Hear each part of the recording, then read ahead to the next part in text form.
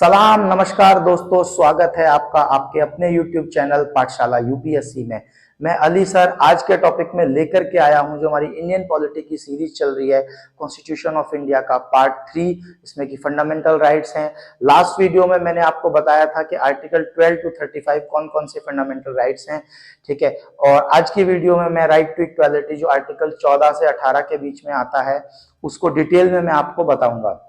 दोस्तों, अगर आपने मेरे चैनल को पहली बार विजिट किया है तो कृपया चैनल को सब्सक्राइब कर दीजिए, साथ ही बेल आइकन को भी प्रेस कर दीजिए ताकि जब भी मैं कोई वीडियो अपलोड करूं तो सबसे पहले वो आपके पास पहुंचे। और वीडियो के डिस्क्रिप्शन में जो मेरा पाठशाला यूपीएससी का फेसबुक और इंस्टाग्राम का जो अकाउंट है उसका लिंक भी दिया गया है, तो आप जा करके वहां पे उनको भी फॉलो कर लीजिए क्योंकि उन पे भी मैं वीडियो अपडेट डालता रहता हूं। तो आइए चलते हैं, समझते हैं जो हमारा राइट टू इक्वालिटी है, आर्टिकल 14 से 18 जो है उसके बारे में बात करते हैं। तो सबसे पहले आर्टिकल 14 होगा जो कहता है इक्वालिटी बिफोर लॉ, और दूसरा कहता है इक्वल प्रोटेक्शन ऑफ लॉज। ठीक है, इक्वालिटी बिफोर लॉ के मतलब ये है कि कानून के समक्ष सब लोग बराबर हैं, चाहे वो कोई भी है, कुछ भी है, चाहे वो राजा है, चाहे वो प्रजा है। ठीक है, अब तो देखिए राजतंत्र तो है नहीं, लेकिन हम कहेंगे कि जो प्रधानमंत्री होते हैं वो बेसिकली देश के राजा ही होते हैं। चाहे किसी स्टेट का मुख्यमंत्री है, कोई भी है, चाहे कोई भी ऑफिसर है, जज है, और कोई भी जनरल पर्सन है, तो क्या है, कानून के सामने सब बराबर है, तो इक्वलिटी बिफोर लॉ। दूसरा कहता है इक्वल प्रोटेक्शन ऑफ लॉज, के कानून के सामने सब बराबर तो है ही हैं, दूसरा यह है कि कानून के द्वारा सबको इक्वली प्रोटेक्ट किया जाएगा। ऐसा नहीं है कि कोई अगर अमीर है तो उसे ज्यादा प्रोटेक्शन मिलेगी या कोई गरीब है तो उसे कम प्रोटेक्शन मिलेगी। ठीक है, तो इक्वलिटी बिफोर लॉ और इक्वल प्रोटेक्शन ऑफ लॉज। ठीक है, तो ये था आपका आर्टिकल 14 जो कि इक्वलिटी की बात करता है। अब देखिए इसमें कुछ एक्सेप्शन है, वो मैं आपको बता देता हूं। ठीक है, एक्सेप्शन में दो लोग आते हैं, एक तो प्रेसिडेंट ऑफ इंडिया, दूसरे स्टेट्स के जो गवर्नर हैं वो। अब इसमें एक्सेप्शन क्या है, जैसे मान लीजिए कि प्रेसिडेंट है इंडिया के, during the course of employment अगर उन्हें कोई काम कर रहे हैं तो वो आंसरेबल नहीं है किसी भी कोर्ट में। पहला ये ऐसी गवर्नर का है कि गवर्नर अगर कोई काम कर रहा है, डिसीजन ले रहा है, तो वो कोर्ट में आंसरेबल नहीं है। ठीक है, और दूसरी चीज मैं आपको बता दूं कि देखिए आप भी जानते हो कि प्रेसिडेंट ऑफ इंडिया और गवर्नर जो हैं वो क्या होते हैं, सिर्फ नॉमिनल हेड होते हैं, बाकी तो चलाता तो पार्लियामेंट या प्रधानमंत्री और मुख्यमंत्री से ही ये चीजें चलती हैं। लेकिन दूसरा चीज कि उनके ऊपर कोई क्रिमिनल प्रोसीडिंग नहीं चलेगी, ना ही कोई सिविल प्रोसीडिंग चलेगी।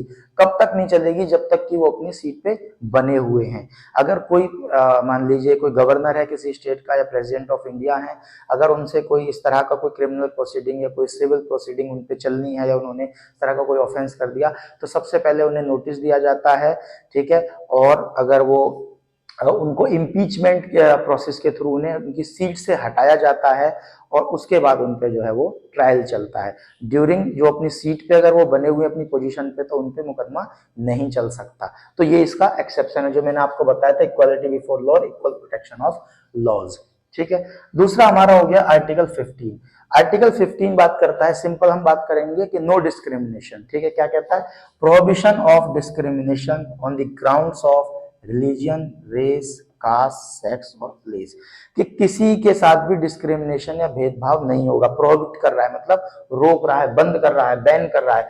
किन ग्राउंड पे, रिलीजन पे, चाहे वो हिंदू है, मुस्लिम है, क्रिश्चियन है, सिख है या किसी भी कम्युनिटी से बिलोंग करता है। रेस, ठीक है, काला है, गोरा है, ठीक है, किसी भी कलर का हो। उसके बाद कास्ट, जैसे कि मान लीजिए कि कास्ट में आप देखिए हिंदू रिलीजन के अंदर कितनी सारी कास्ट हैं, ब्राह्मण भी हैं, जाट भी हैं, एससी एसटी भी हैं, ओबीसी भी हैं, जनरल भी हैं, ठाकुर भी हैं, मतलब कितने सारे लोग हैं, तो कोई इसके किसी के साथ भेदभाव नहीं होगा। सेक्स मतलब मेल है कि फीमेल है, ट्रांसजेंडर है, तो वो चीजें के साथ नहीं होगा। और प्लेस ऑफ बर्थ, कि कहाँ पे जन्म स्थान किसी का, मान लीजिए कोई दिल्ली में पैदा हुआ है तो उसको ज्यादा वैल्यू मिलेगी, या कोई बिहार में, झारखंड में या उत्तर प्रदेश में किसी अन्य राज्य में पैदा हुआ है तो उसको, ऐसा कुछ नहीं है, कहीं के लिए भी कोई भेदभाव नहीं होगा किसी पे भी। ठीक है, अब इसमें आ जाती है बात ये कि जब कोई भेदभाव नहीं है, सब बराबर हैं, कोई डिस्क्रिमिनेशन नहीं है रिलीजन को लेके या स्पेशली इसको लेकर के, सेक्स को लेकर के, मतलब मेल या फीमेल को लेकर के, तो आप देखेंगे कि फीमेल के लिए मेट्रो हो गई या बसेस हो गई, उनमें क्या होता है, अलग से सीटें होती हैं कि स्पेशली फॉर लेडीज सीट। ठीक है, या इलेक्शन में जैसे जो कैंडिडेट्स होते हैं उसमें लिस्ट डिसाइड होती है, तो उसमें भी लेडीज का होता है कि इस सीट पे सिर्फ लेडीज लड़ेगी, तो उसका सिस्टम है रिजर्वेशन पॉलिसी। देखिए, रिजर्वेशन पॉलिसी इसलिए लाई गई कि जो weaker section of the society है, चाहे वो कास्ट वाइज है, जैसे SC ST के लोग हैं या OBC के लोग हैं, या आपकी मान लीजिए वैसी कैटेगरी वाइज है मेल और फीमेल, तो जैसे फीमेल्स है, वुमेन्स को हमेशा दबा करके रखा गया, तो उनको अपलिफ्ट करने के लिए रिजर्वेशन पॉलिसी लेके आए। ऐसे ही SC ST OBC या जो पुअर कैटेगरी के लोग हैं, ठीक है, EWS economic weaker section society के जो लोग हैं, उनके लिए, तो उनको अपलिफ्ट करने के लिए क्या लेकर के आए, रिजर्वेशन पॉलिसी लेकर आए।